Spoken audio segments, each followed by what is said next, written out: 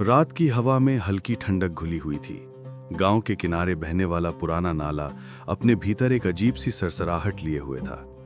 कहानियां मशहूर थीं कि शाम के बाद वहां कोई न जाए, लेकिन नौजवान सैफ को इन बातों की परवाह कम ही थी।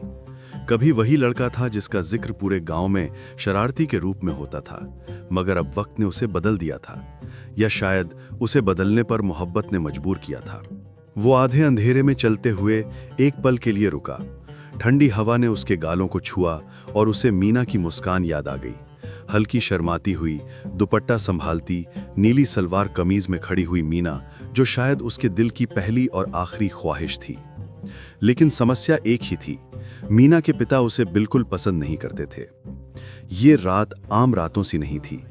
चांद बादलों में छुपा था और पीपल के पेड़ की शाखें किसी अनजानी हवा से कांप रही थीं। सैफ को महसूस हुआ कि कोई उसे देख रहा है। वो पलटा, पर वहां कोई नहीं था। पीछे से कदमों की हल्की सी आवाज आई, पहले धीमी, फिर तेज होती हुई। कौन है? सैफ ने जोर से पूछा। आवाज रुक गई, लेकिन कोई जवाब नहीं मिला। गांव में कई लोग एक साए की बात करते थे जो रात के वक्त नाले के पास घूमता है। कहते थे वो किसी पुराने गुनाह की भटकी हुई आत्मा है। सैफ इन बातों को हमेशा मजाक समझता था, पर आज उसे अपनी ही धड़कन सुनाई दे रही थी। वो तेजी से घर की ओर बढ़ा। उसकी बहन नायला, जो उससे बड़ी थी और उसका सबसे बड़ा सहारा थी, उसका इंतजार कर रही थी। कहाँ थे तुम? नायला ने दरवाजा खोलते ही पूछा। वो साधारण सफेद सलवार कमीज में थी, सिर पर पड़ा दुपट्टा थकान से ढलक रहा था। सैफ ने कहा, आज फिर नाले के पास कुछ अजीब लगा, जैसे कोई था मगर दिखा नहीं। नायला घबरा गई। कितनी बार कहा है वो जगह ठीक नहीं। तुमने अपनी जिंदगी बदल ली है। छोटी सी गलती से लोग फिर वही पुराना सैफ याद कर लेंगे।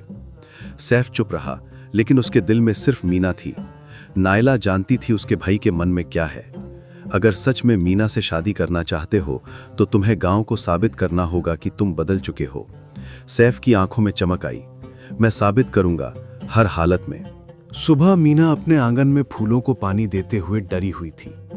उसका गुलाबी सफेद दुपट्टा हवा में उड़ रहा था, मगर उसका ध्यान कहीं और था। रात में उसे खिड़की के पास किसी के कदमों की आवाज सुनाई दी थी। उसके पिता को पता चल गया और उन्होंने मान लिया कि यह काम सैफ का ही होगा। वो लड़का कभी नहीं सुधर सकता, उसके पिता ने कहा। मैं जानता हूं वही था, मीना ने हिम्मत कर कहा। अब्बू, शायद कोई और। बस, उन्होंने बात काट दी। उस लड़के से तुम्हारा कोई रिश्ता नहीं। मगर मीना का दिल कुछ और कह रहा था। उसे यकीन था कि सैफ अब पहले जैसा नहीं। दोपहर में सैफ गांव के प्राइमरी स्कूल गया, जहां मास्टर आजाद उसका इंतजार कर रहे थे। लंबी दाढ़ी, सफेद कुर्ता और भूरे वास्कट वाले मास्टर आजाद उन कुछ लोगों में से थे जो सैफ की मेहनत पर विश्वास करते थे।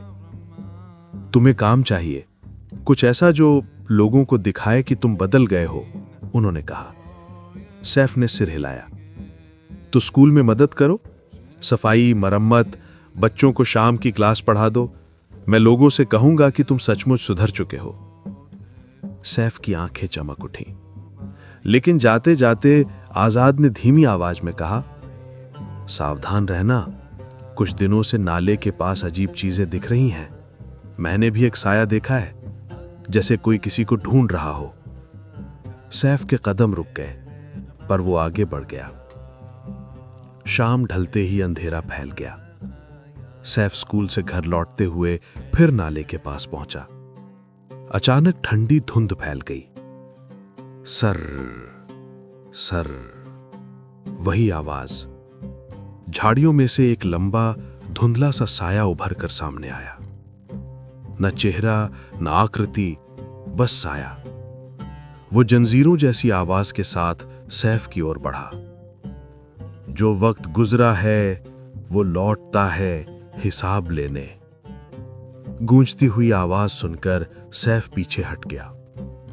अचानक पैर फिसले और वो गिर पड़ा। जब उसने आंखें खोली तो वो अपने घर के दरवाजे पर था। नायला उसे संभाल रही थी। क्या हुआ तुम्हें?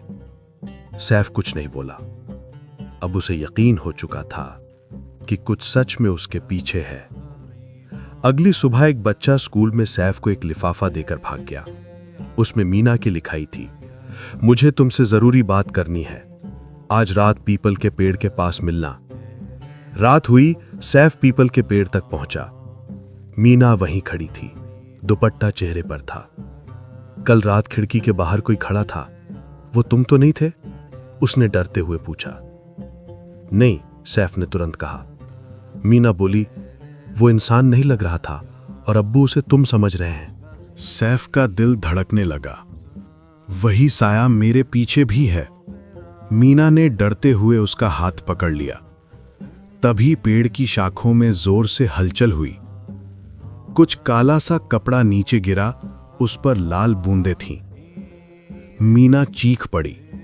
कपड़ा अपने आप हिलने लगा, जैसे उसके अंदर कुछ जिंदा हो। फिर वही साया बोला, गुजरा हुआ लम्हा वापस आया है। अगले दिन सैफ ने मास्टर आजाद से पूछा, ये साया आखिर है क्या? आजाद ने लंबी सांस ली। ये साया पहली बार 20 साल पहले दिखा था। यहां नाले के पास एक आदमी मरा मिला था। कौन था वो? आजाद ने आंखें झुका ली। वो तुम्हारे पिता थे। सैफ पर जैसे आकाश टूट पड़ा। लेकिन सब कहते थे कि वो शहर चले गए। गांव ने तुमको बचाने के लिए झूठ कहा। तुम्हारे पिता का चाल चलन अच्छा नहीं था। लोगों ने उन्हें निकाल दिया था। उसी रात वो यहां आए और फिर कभी नहीं लौटे। सैफ की सांसें अटकने लगी। आजाद ने कहा, शायद उनकी आत्मा को सुकून नहीं मिला। शायद कोई हिसाब बाकी है। उसी रात सैफ ने नाले के पास जाकर साये से सामना करने का निर्णय किया। ठंडी हवा में धुंध फैल रही थी। अचानक साया प्रकट हुआ, इस बार और साफ। सैफ चिल्लाया, अगर तुम मेरे पिता हो तो सामने आओ। साया रुक गया। उसकी आकृति धीरे धीरे चेहरे जैसी बनने लगी। मेरे बेटे, भारी आवाज आई। सैफ की आंखें भर आईं। तुम क्या चाहते हो? साया बोला, मेरे गुनाह, मेरी गलतियां, वे मेरी आत्मा को चैन नहीं देती। मेरे नाम का बोझ तुम पर है, इसे खत्म करो। सच्चाई से जियो और मीना को मत खो देना। सैफ कांप उठा। मैं क्या करूं? गांव को सच बताओ, अपनी पहचान खुद बनाओ। अचानक साया तेज रोशनी में बदला और गायब हो गया।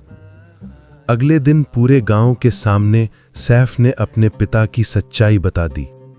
ये मेरा कसूर नहीं कि मैं उनका बेटा हूं, मगर मैं साबित करूंगा कि इंसान अपने कर्मों से पहचान बनाता है।